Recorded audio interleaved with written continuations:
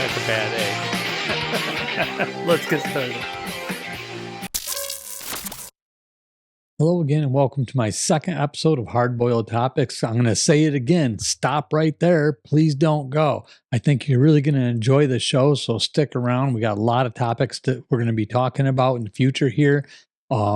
These first topics right now that I'm starting up with are more politically based. So if you're into political stuff, enjoy it. If you're not, stick around anyway. You might have some fun. Maybe we can learn some interesting stuff back and forth. The best part about it all is you get to come back Sunday afternoon, Sunday evenings at 8:30 p.m. Eastern Standard Time, and we get to go live and have conversations and talk about all this stuff. And you can make suggestions for upcoming topics. I'd love to hear your opinion, so make sure you're there. We got some great stuff for you here today. So the very first episode that I did was based around Biden's achievements, so to speak. And it was, unfortunately, some of those achievements were things that you really don't want to achieve, like the record high illegal immigrants coming across the border, just the record high prices in the stores, the bad economy, all the things that's going on. Some of these records that were broken were pretty unfortunate. One of the biggest ones was his record for pardons that he did, commuted sentences and pardons of. I didn't know this till I looked it up. I don't think I said this in the video that I did. He actually pardoned, and we're going to be talking about this tonight here. I'm going to be going live tonight. I'm recording this here Sunday afternoon.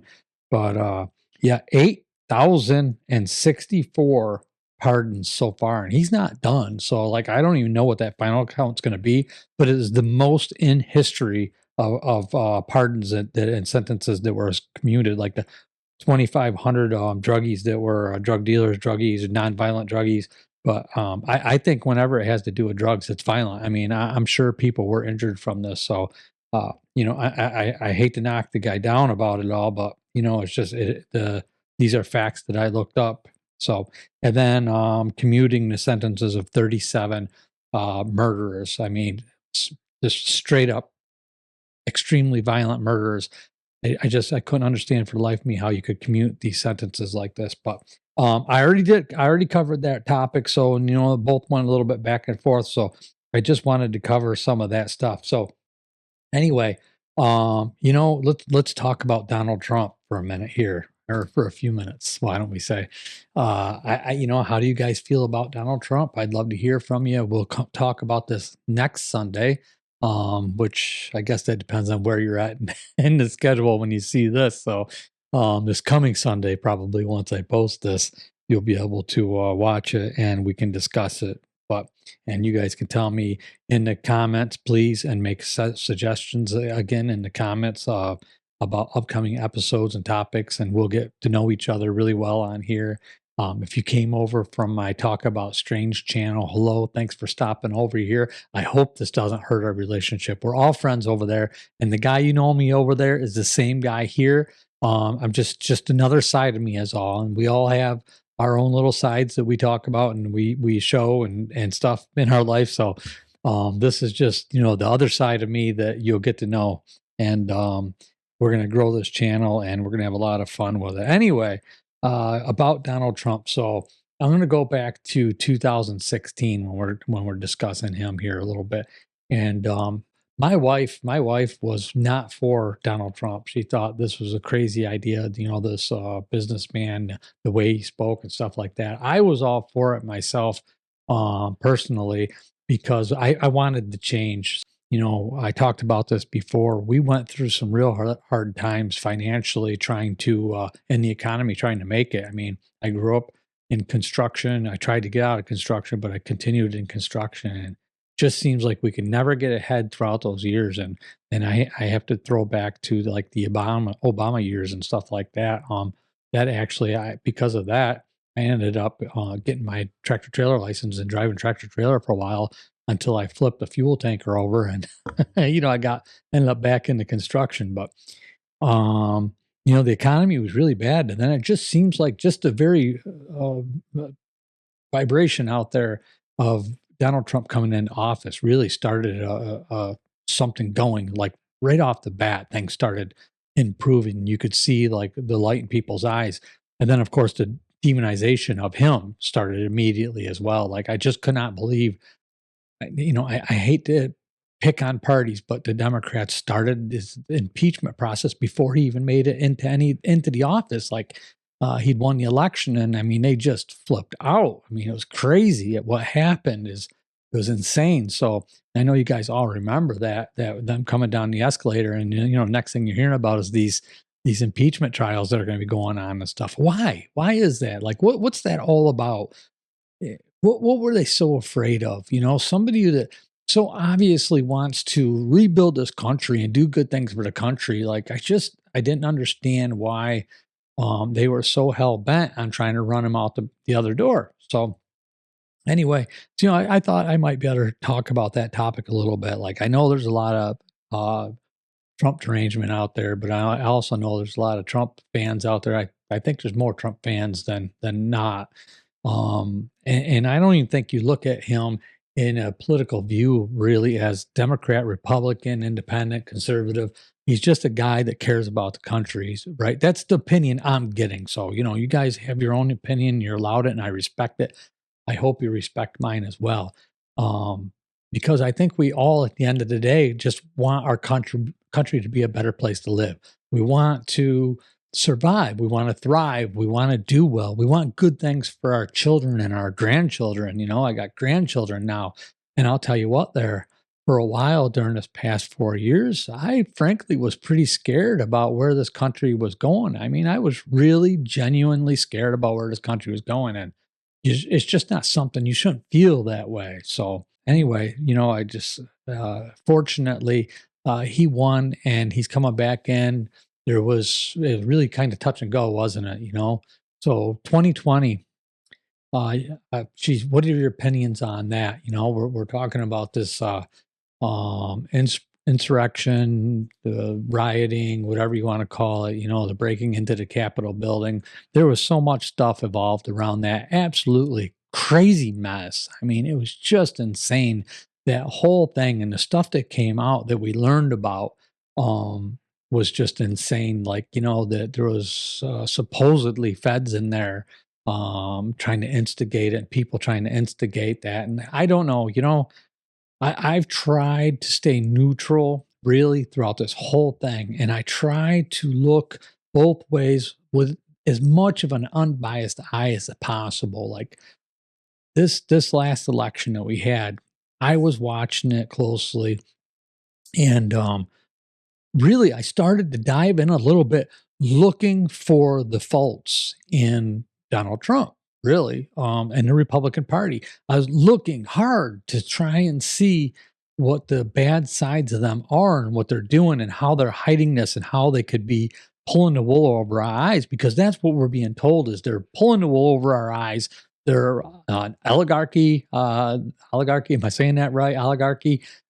Here towards the end, we're hearing, I guess from Biden himself actually has alluded that Trump and the Doge team is an oligarchy, and I just don't buy into that. Like, I can't. I just don't buy into it. Yeah, there's a bunch of rich people supporting them, and there's a bunch of rich people running the office, but they had less financial support throughout this election by far than Joe Biden and Kamala Harris, President Joe Biden and Vice President Kamala Harris, he had far less support. So there was more wealthy people by far behind them, and now they're coming over to Donald Trump. Now there's something that brings a question, right? So now there's Jeff Bezos and Facebook, all them, they're all coming over, and I'm not going to say kissing the ring, but I really wonder now, were they forced to do some of the things they did? Why did some of this stuff go the way it did with demonizing Trump throughout this whole process? He's an evil guy, just going to take down the country, yada, yada, yada.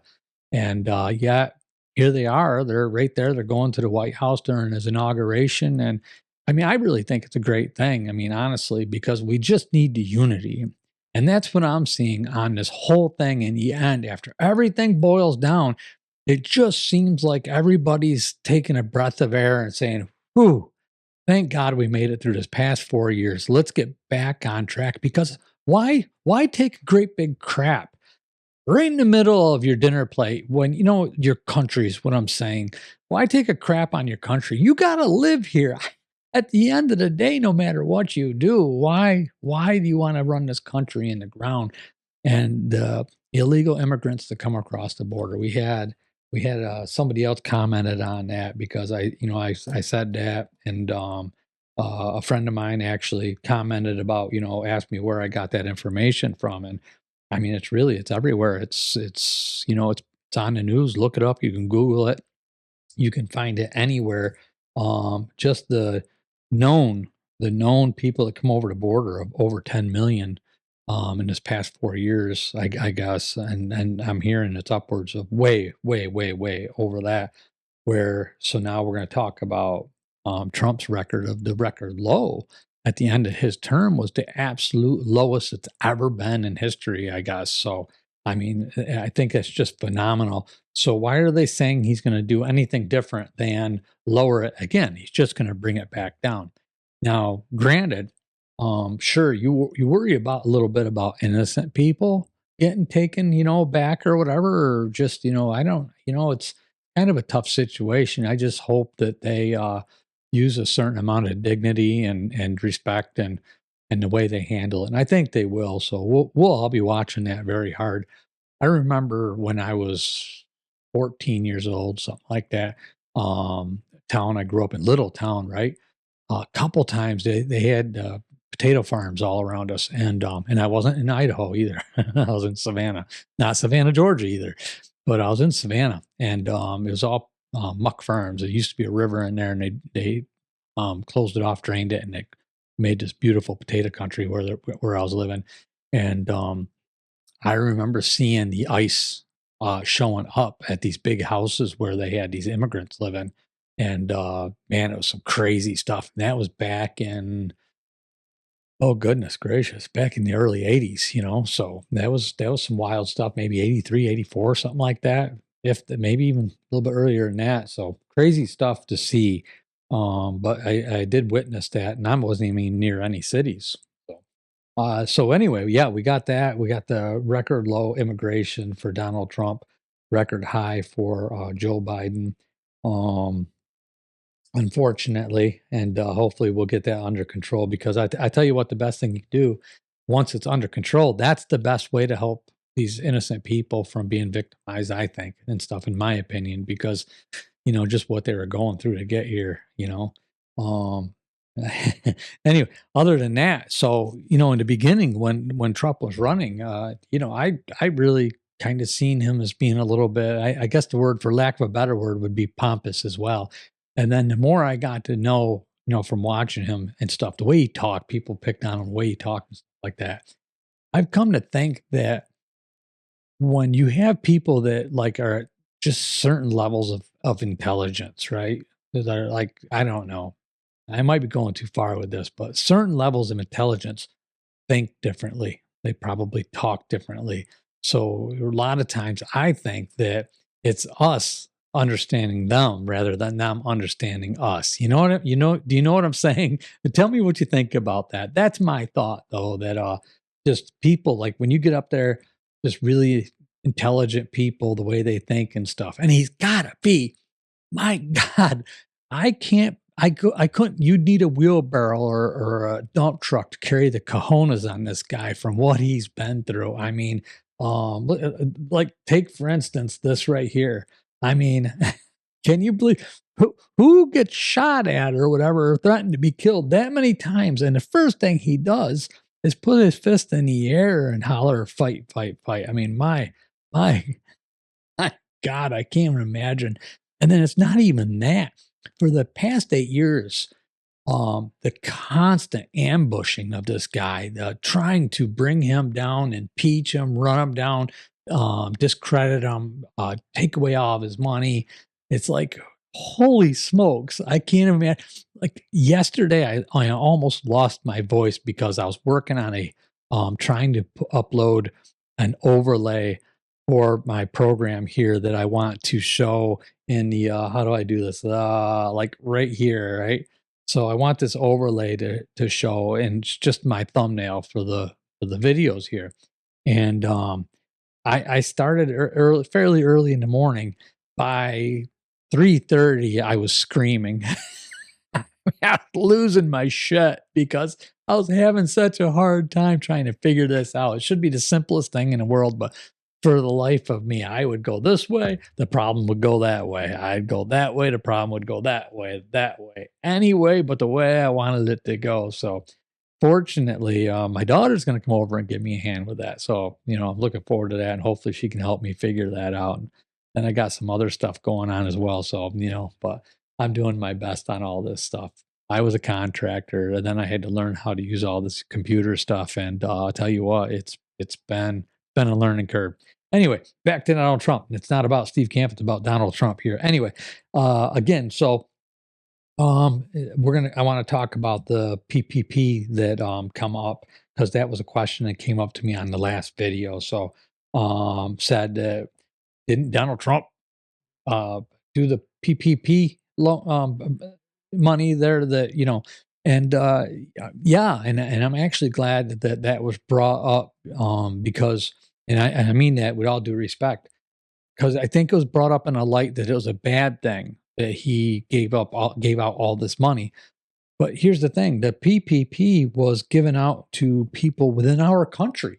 I mean, $513 billion, which is a drop in the bucket compared to what Biden has given out so far. I think to date, 135 billion. Yeah, 135 billion, 1 million to Ukraine. That's not even foreign aid. That was just to Ukraine, I guess, in money and assistance, military assistance. So, 135 billion dollars, and Trump gave 519 billion for the injury disaster loans, and then, but however, bipartisanly, Joe Biden, there was 140 billion remaining, and in 2021, and Joe Biden extended that so that the people that applied for or were applying for it could still get it. So to his credit, he did that. So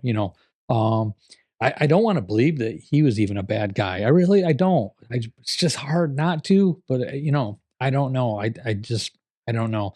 They say a lot of stuff about that he wasn't controlling the strings. So who knows? What I was getting at with that was that that was $519 billion going back into the people that live here in this country. And I think the beautiful thing about that is going to business owners, and these business owners, these were paycheck protection program.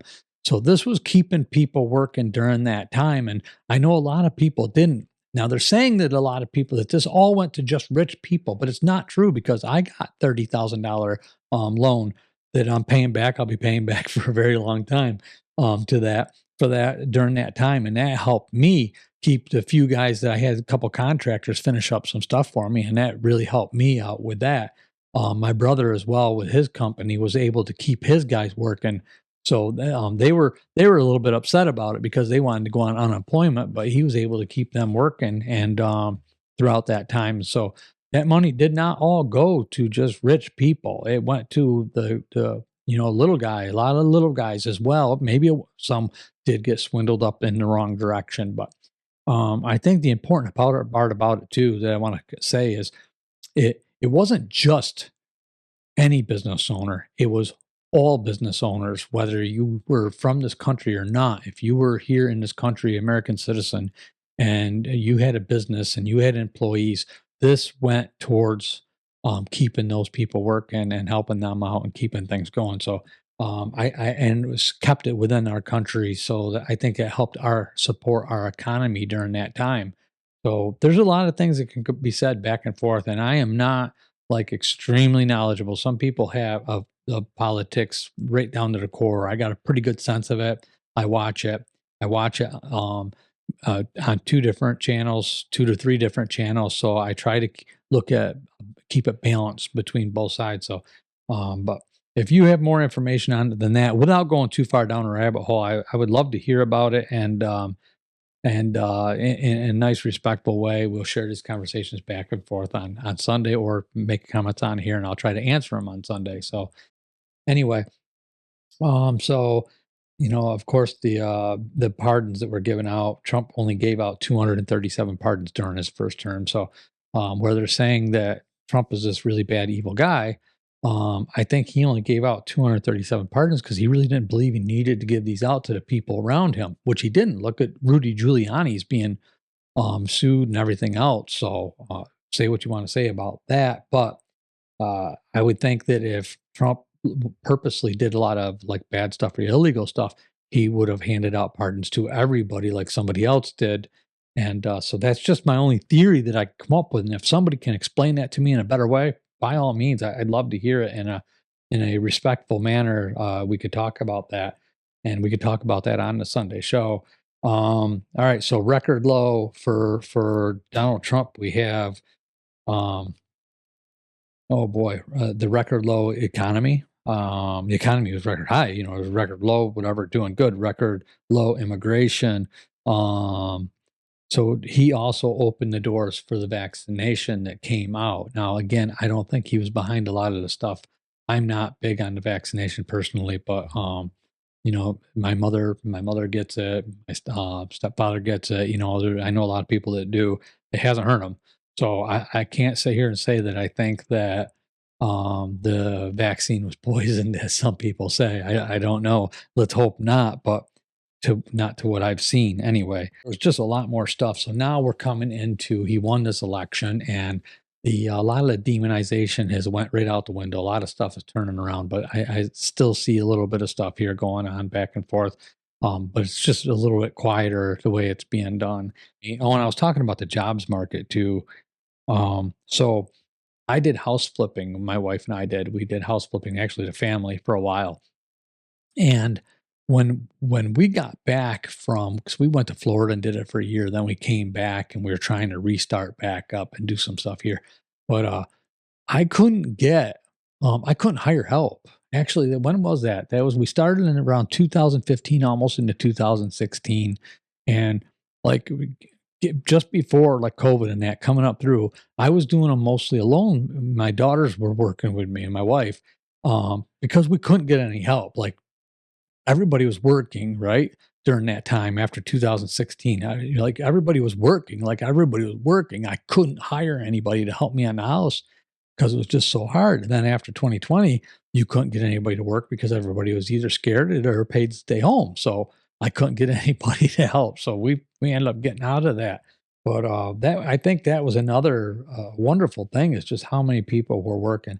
I think right now the jobs numbers are so high because a lot of people have two jobs. So that's the way I see it. I could be wrong about that, but that's what I'm seeing in my opinion on that. Anyway, yeah, so that covers some of the stuff for Donald Trump, and very unspecific order here. I thought I was going to go a little bit more in order here, but you just, kind of difficult because he had that first term of 4 years from 2016 to 2020. And then he was out for 4 years, and now he's coming back in. So I'm really excited to see what this next 4 years brings, because there's a huge promise for this just amazing country, this great big comeback that we're supposed to be making. And I'm really excited to see that. I really do hope that we have an amazing 4 years, and not even 4 years. I hope it carries on. Like, I hope we can just get back on track to the country we had, because it's just been so difficult, hasn't it? I mean, it's just been tough for everybody, the tension, the anger that everybody's had, so I want to get back to having fun. And it just seems like a lot of fun has went out the window. So let's have some fun. Let's have some fun on the show. Tell me what you guys think. Tell me what you think about the show. And I hope you'll consider subscribing to the channel and sticking around, because we're just getting started. I just really appreciate you watching and the show, and showing your support. I look forward to seeing you again next time, or this next Sunday. So we'll see you right there. All right. Thanks. See you.